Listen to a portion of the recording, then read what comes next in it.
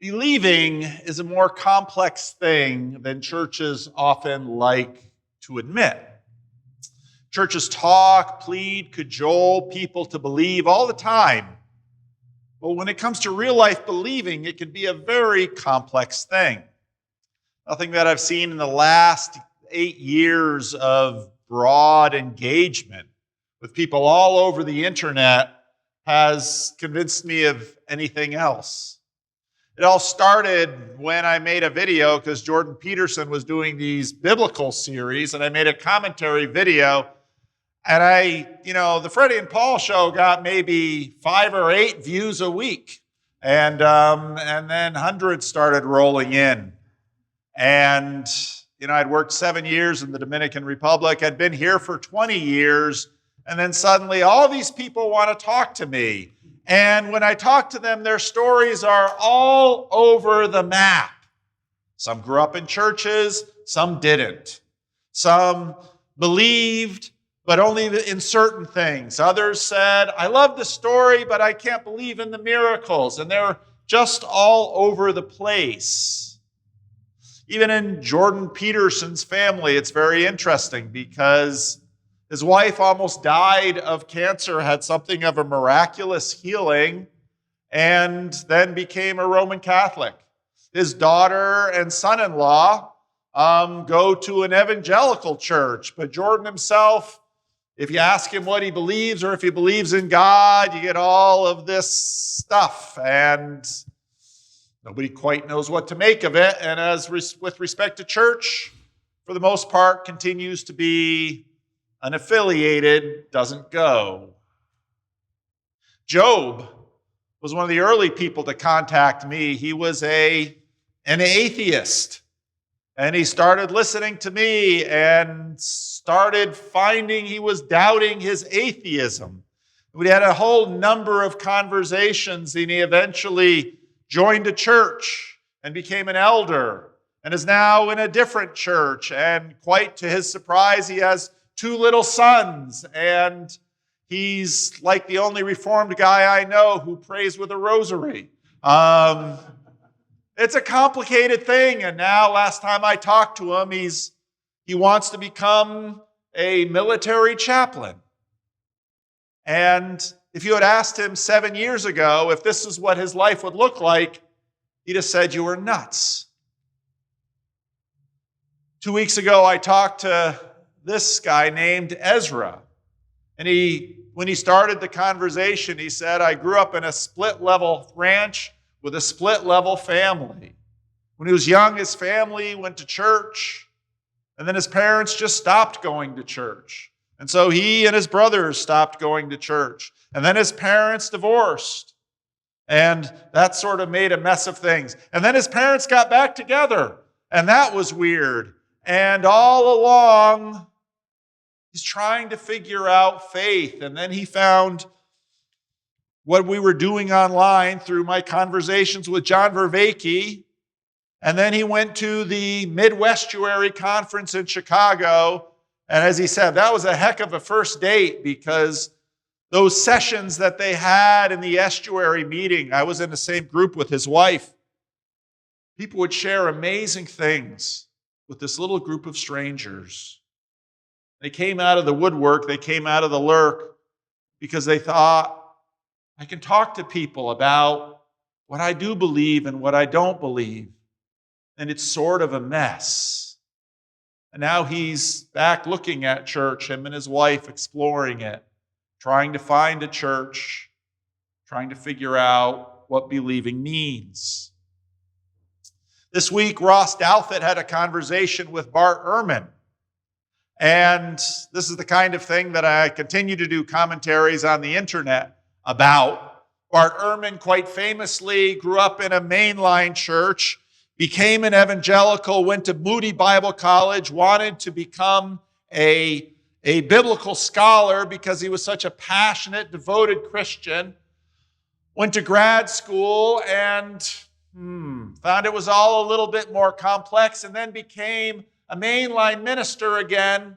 And then not because of what he found in the Bible, but because of the problem of evil, doesn't identify as a Christian anymore, doesn't believe that there's a God, doesn't believe that there is anything other to Jesus than he was a human being. And then he said something quite dramatic in this. He said, the empty tomb in the New Testament never brings about faith. It always brings about doubt. And Douthat, I was kind of surprised because Douthat's a committed Roman Catholic. He sort of agrees with him. And I thought, what? My sermon was mostly in the can, not completely. And I thought, hasn't Bart Ehrman read the Gospel of John? It's almost the climax to the Gospel. Chapter 20, verse 8. Finally, the other disciple who had reached the tomb first also went inside. He saw and believed. And I thought, Bart Ehrman knows the Gospels. What about this verse? John basically pins something really significant on that moment in the empty tomb. Now, in this church, we prioritize studying the Bible together. It's about the only thing we do when it comes right down to it. We do estuary, that's true, we do estuary. But we have women's Bible study and men's Bible study, and a lot of people who listen to these sermons say, oh, Pastor, your sermons are like a Bible study. It's like, yeah, I really can't help it. That's how I engage with it. And so when Bart Ehrman says the tomb only brings doubt, I say, no. Read John 20, verse 8. It's crystal clear.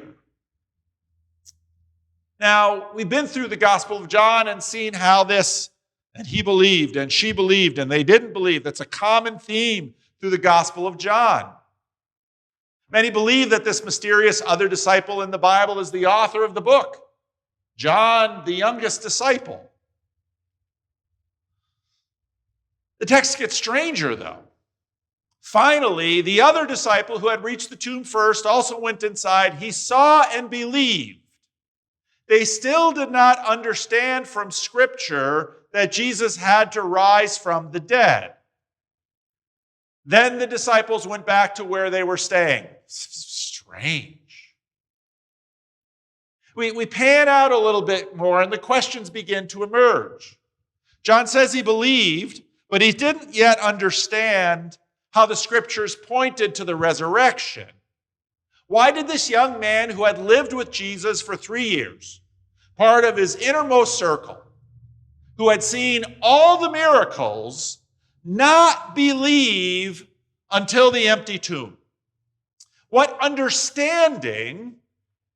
do understanding in the Scriptures have to do with one another? What is belief and where does it come from? Now, for years, I remember when I first started learning Greek in college, it was fun to read the New Testament in Greek because different things emerge when you look at different things in language. And one of the early things I noticed was that this word that gets translated often in our Bibles as believe is the same word for trust. And I like the word trust better because belief has come to mean something very cognitive and abstract. But trust is something very deep in our lives. When we say, I trust in you, that's a bond of a relationship that has to do with what we do throughout our lives. And so trust broadens it from mere mental apprehension. But what did he see that provoked him to trust or believe? And what on earth did that mean? Now, Jesus is executed on a Roman cross, and we ended last week with this passage. Later, knowing that everything had been finished, so that the Scripture would be fulfilled, there that is again, Jesus said, I am thirsty. A jar of wine vinegar was there, and so they soaked a sponge in it, put a sponge on a stalk of a hyssop plant, lifted it to Jesus' lips, and when he had received the drink, he said, it is finished. With this, he bowed his head and gave up his spirit. And this crushed the hopes and dreams of Jesus' disciples and all of those that had met him on Palm Sunday with branches, hoping he would clear out the Romans and make good on Israel's promises. Jesus' followers had hoped that he would change Israel's fortune from an insignificant client state in the Roman Empire to liberation and world supremacy, because that's what the scriptures said, or they believed it said. Now, it was the day of preparation, and the next day was to be a special Sabbath.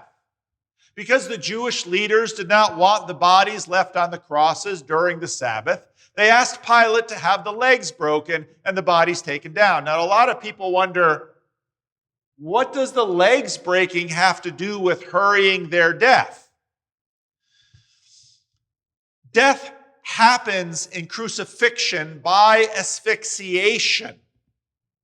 The way crucifixion works is your arms are expressed and your feet are nailed to it, and when you're hanging there by your arms, you can't breathe. So in order to breathe, you push up with your feet so you can take a breath, and then you relax. And people would hang for days on a cross, grasping for breath, pushing against the nails on their feet. Now, they wanted the bodies down and the bodies dead, so the quickest way to kill a man being crucified was break the legs, and he can't push up anymore, and he'll die within minutes or hours. The soldiers therefore came and broke the legs of the first man who had been crucified with Jesus, and then those of the other. But when they came to Jesus and found that he was already dead, they didn't break his legs. Instead, one of the soldiers pierced Jesus with a spear. Easier, because when you think about it, again, this is grisly. When you think about it, what would it take for those soldiers to break their legs? Probably had a club, and how would you know if they probably smashed and smashed? And so when they say, oh, Jesus is already dead, that's too much work. Let's just take this spear and stick it in him. The man who saw it has given testimony, and his testimony is true. What's the testimony about? Jesus was dead. Not a little dead, not almost dead, dead, dead. The Romans knew dead.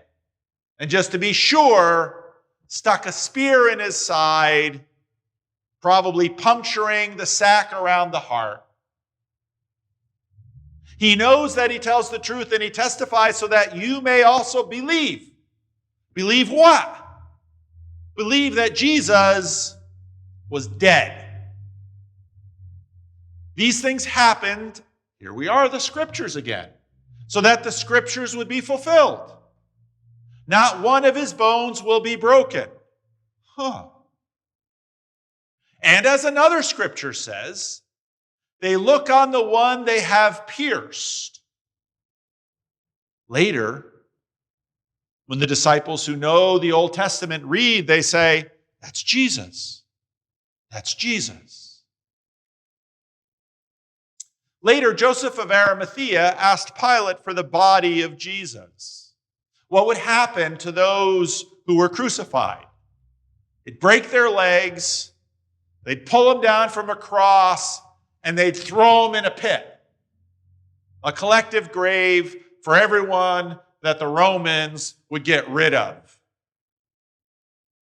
Joseph of Arimathea makes his appearance here in every one of the four Gospels first. Now, Joseph was a disciple of Jesus, but secretly because he feared the Jewish leaders. With Pilate's permission, he came and took the body away. We don't know how much later did he get it out of the pit. Did he get it from the soldiers? Was there a waiting area? We don't know. But it's interesting that this secret disciple who was afraid of his colleagues. When this had been done to Jesus, he had had enough. And again, he is introduced in all four Gospels here. We've never met him before. He was wealthy, high-status Jewish leader who was not in agreement with what the high priest had done in pressuring Pilate to execute Jesus. He used his status to keep Jesus' body from being thrown in a common pit with the other victims of Roman crucifixion. While he kept his belief or trust in Jesus hidden throughout all the drama, the miracles, the teaching, the trials, now at Jesus' death, he chooses this moment to take a stand and publicly come forward on Jesus' behalf. He has had enough. The miracles didn't do it. The sermons didn't do it. Nothing gave Joseph of Arimathea enough courage to step forward until Jesus' death. And you might wonder, did he have regret? Did he think, I could have talked to him. I could have been his friend.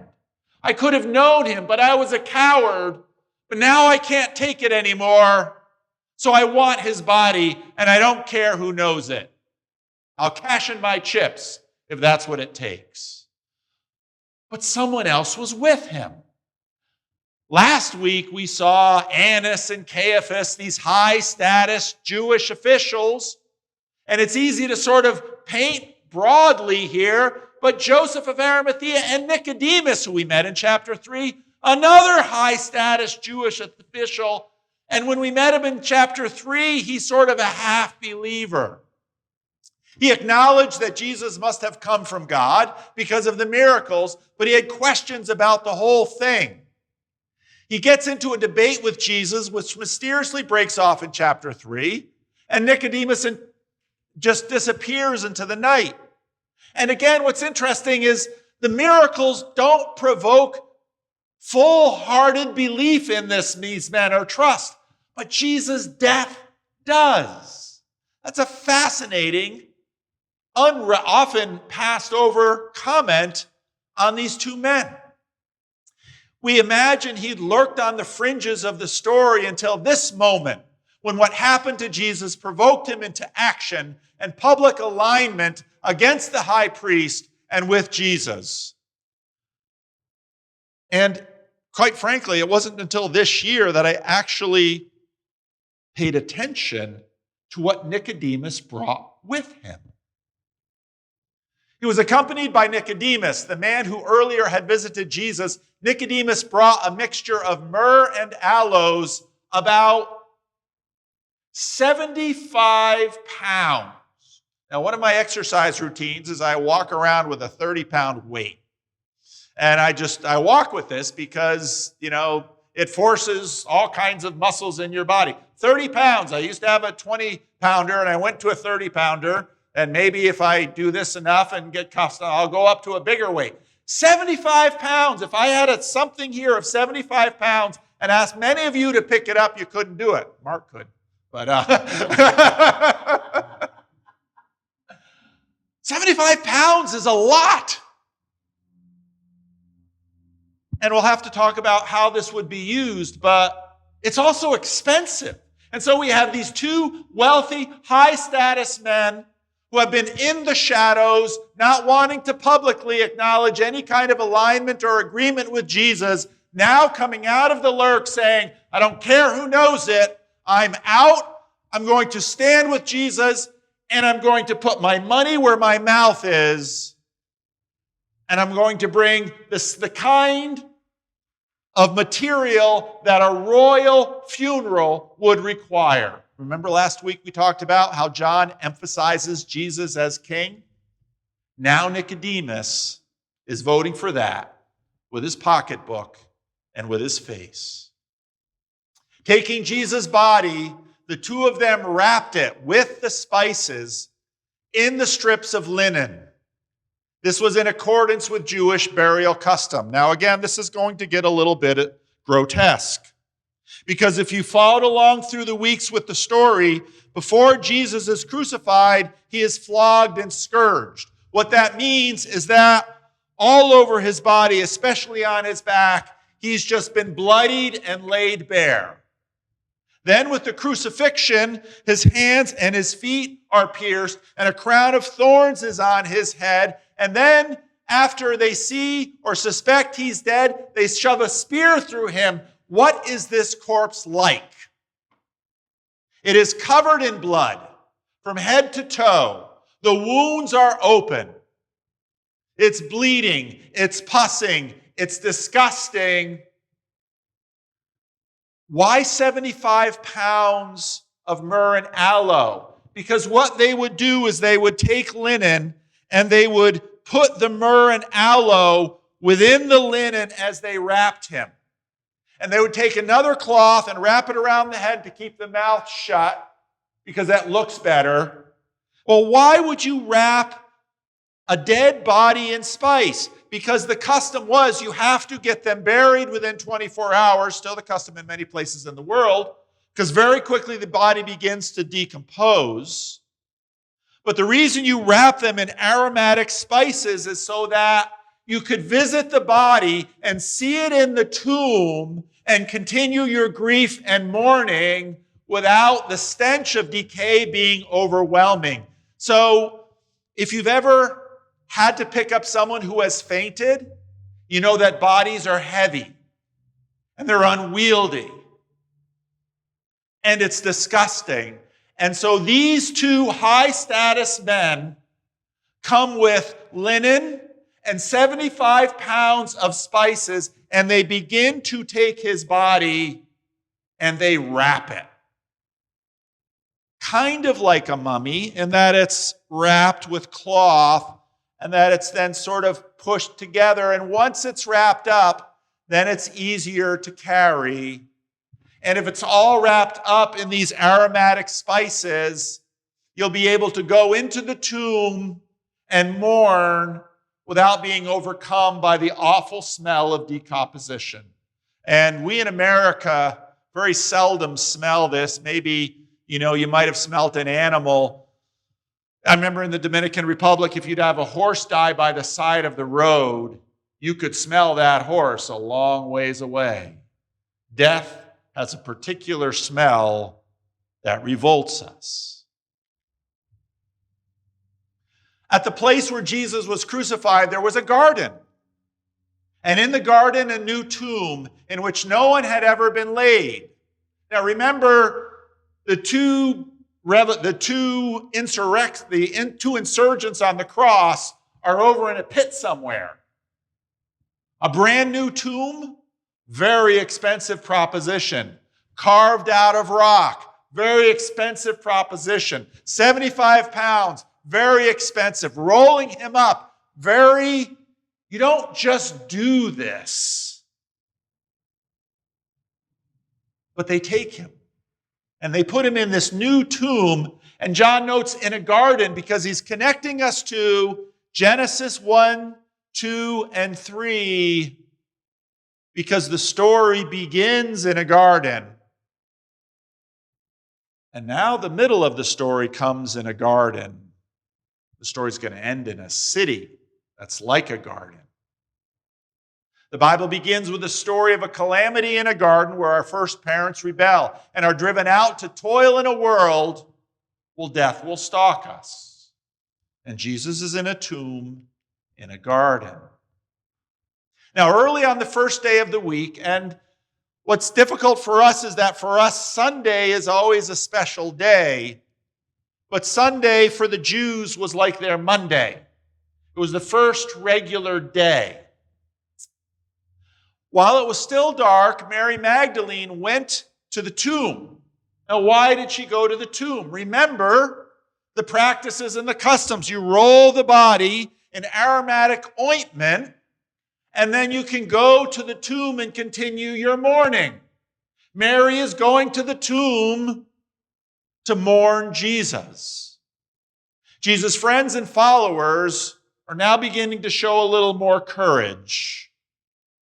This woman was delivered from a life of spiritual torment by Jesus, and she's been devoted to him ever since.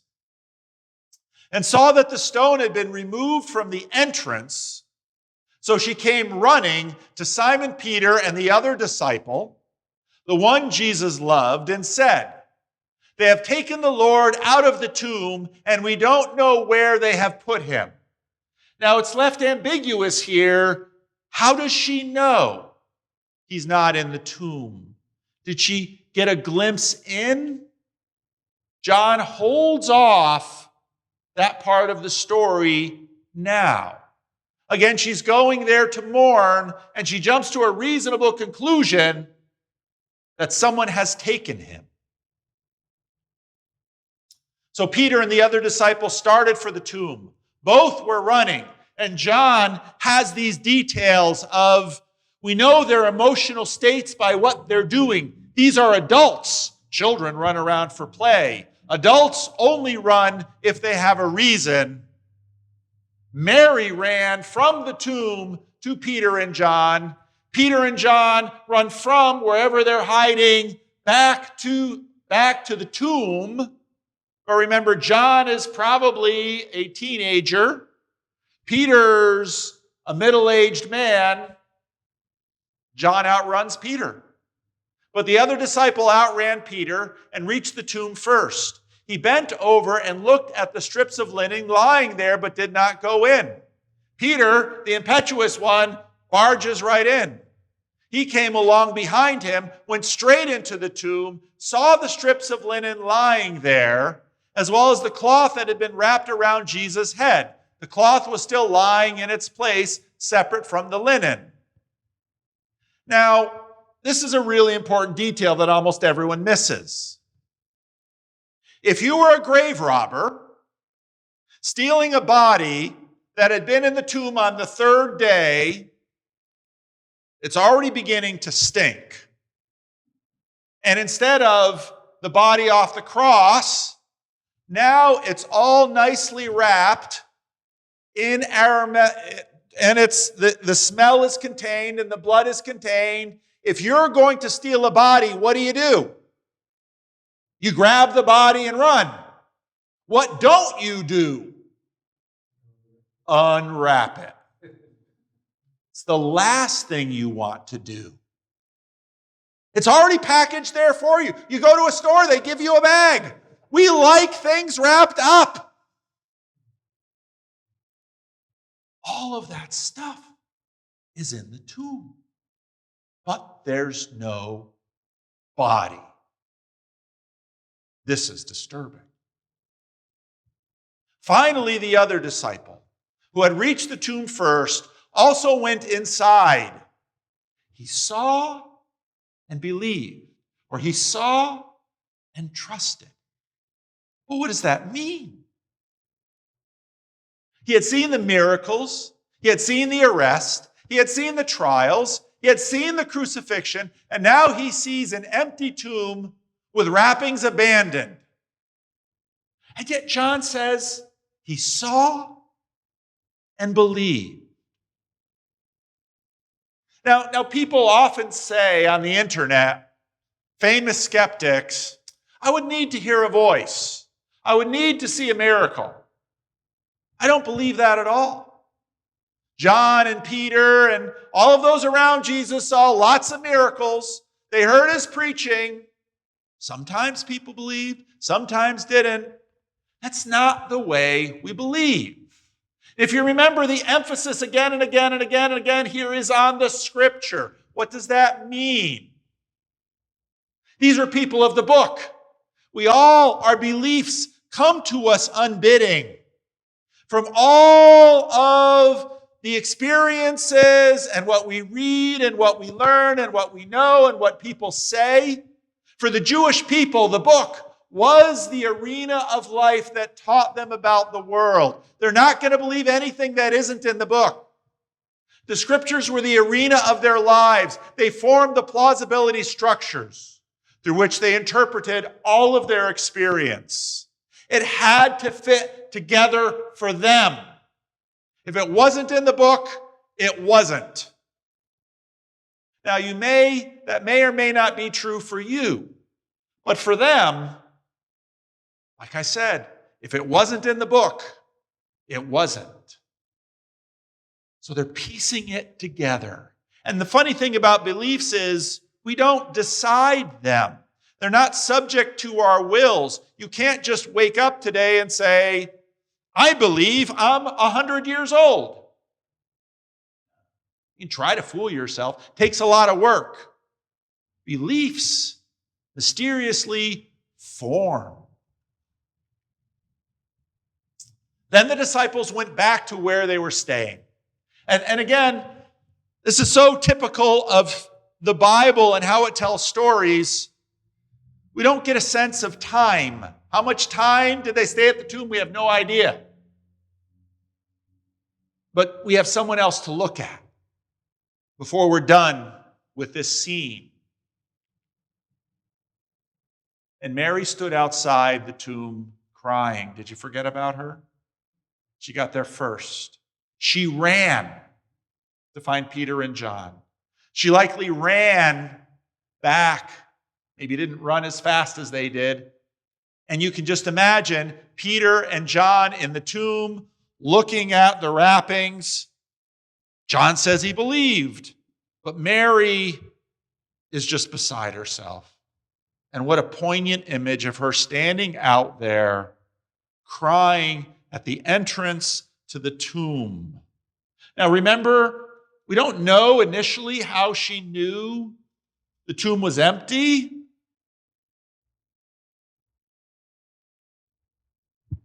As she wept, she bent over to look into the tomb and saw two angels in white seated where Jesus' body had been, one at the head and one at the feet. They weren't there for Peter and John. Isn't that interesting? Now, what do we know about Mary? She loved Jesus.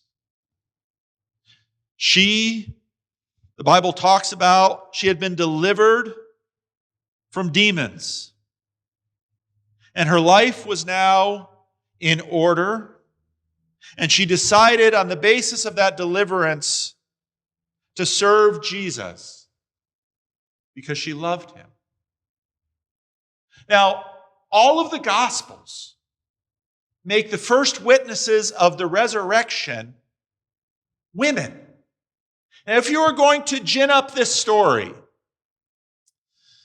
you would not do this because women often weren't even allowed to give public testimony because they were considered to be unreliable witnesses. And yet the gospel has women as the first witnesses to the story. Now, if you're going to write up this story for an audience of men in that age, and you had Joseph of Arimathea and Nicodemus already in the text, bring them in. These are the kind of men that could stand up and say, I have money, I have wealth, I have status, I have position, I will be believed. If you're making up a story, that's the way you do it. But even the angels don't come in until Peter and John are gone to talk to Mary. And what comes now is even more amazing. They ask her, woman, why are you crying? Great sentence in the line of questions that are not questions in the Bible. God in the garden with Adam and Eve, where are you? Did you eat of the fruit? He knows well. The question is designed to provoke something in the person they're asking. And what's even more astounding about this story is go through the Bible and find all the places angels show up. It almost always goes the same way. An angel shows up, shining bright like the sun. The person sees him and loses their stuff, winds up on the floor, and the first thing that the angels have to say is, do not be afraid. And it's like, if you don't want me to be afraid, don't come in glowing like the sun, standing there 3 feet from me. What else should I do? Mary is so distraught, the angels come in full wattage, she doesn't even notice them. She's not afraid of them. She's not afraid of anything now. The only thing she's afraid of is being separated from her Jesus. That's it. Mary is so beside herself, nothing is strange. Nothing else matters. She is so single-minded. Nothing will faze her. So much is her love. At this, she turned around and saw Jesus standing there. But she still can't see. She did not realize that it was Jesus. And he asked her the same thing the angels asked. Woman, why are you crying? Who is it you are looking for? Thinking he was the gardener, is that Adam? Thinking he was the gardener, she said, Sir, if you have carried him away, tell me where you have put him, and I will get him. Do not separate me from him. Why do I ask for the names on Easter morning?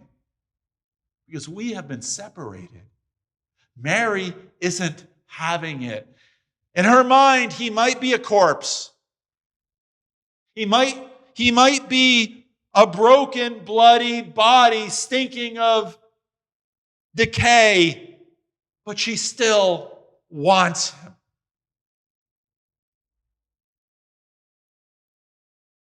Jesus said to her, Mary. She turned towards him and cried out in Aramaic, Rabboni, which means teacher. This is one of the most powerful, intimate portraits of love ever committed to text. In John 10, Jesus said, I am the good shepherd. My sheep know my voice. Here in the presence of angels, that doesn't faze her. Her passion is to follow Jesus even into death. It won't distract her. Even his appearance doesn't faze her, but she recognizes his voice. Her response to him isn't simply hagiography made up by some confessional statement by a propagandist, but exactly what she would call him in the language explained to John's Gentile audience. She didn't say, my Lord and my God. She didn't say any of those things. She just said what she had said to him 1,000 times. Rabboni, my teacher.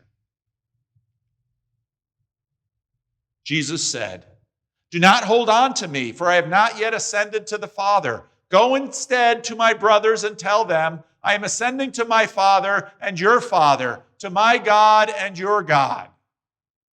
Now, this verse has prompted endless speculation. What is it about? Jesus' mission is incomplete.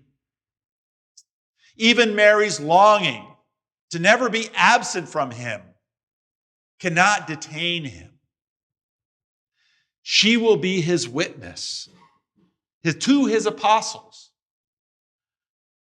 and they will be united in Jesus God.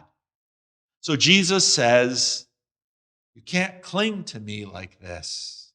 I have more to do. What is she going to have to do?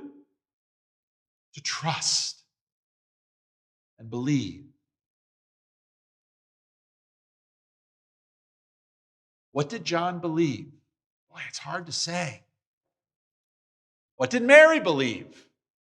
It's hard to say. What did Peter believe? What did Joseph of Arimathea and Nicodemus believe? If you would give them a quiz or ask for their statements, they would probably be kind of all over the map because that's how we as people are. But John testifies that something happened in that tomb for him. He saw and believed. Ehrman is wrong. How did that belief change them? Now, the Roman cross and the garden tomb was not the end of the story for Jesus. Their relationship with him and his God and their God would continue. That something had been altered in terms of the fabric of reality that was hopeful and good, beyond some mere regime change in the first century Israel. Because now when you look at it in this life, it's like, yeah, but what about the politics? It's like, really? That's the best you can come up with? The politics? From what we know of Peter and John, their lives will never be the same. They will die deaths they couldn't imagine when they're fishing on that Sea of Galilee when this whole thing started. John says Peter and John believed. Actually, John says just John believed, seeing the empty tomb. The journey of faith for Peter and John was in some ways just the beginning. At the end of the book, Jesus is going to talk to Peter. Peter, do you love me? Feed my sheep. There'll be hills and valleys in this faith. Belief is mysterious. Belief is a gift. You don't create it or force it. It comes on its own. You can seek it.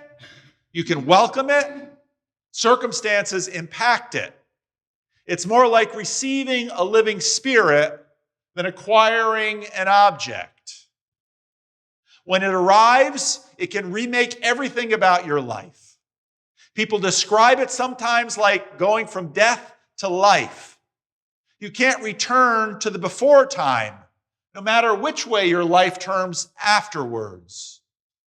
Even those who lose their belief mourn its passing and wish it could have stayed and it had all come true. When it arrives, or even if it feels like it's just beginning to arrive or reemerges, you want to follow up on it. It will cost you. It will require risk and sacrifice. It promises to take you to a place you couldn't have made it to on your own. Believe, trust, faith. It's all one thing. What we're about to do, we call communion. Why is that? We're united with him. And one of the most powerful ways to see that is he becomes part of us. And just like when you have a bit of this bread will become part of you. Jesus invites us to take him into ourselves and to become one with him. We are united with him in his death in our baptism. We are united with him in his resurrection. We are baptized into his death. We will be raised into his life. And Jesus says, we do this in remembrance of him.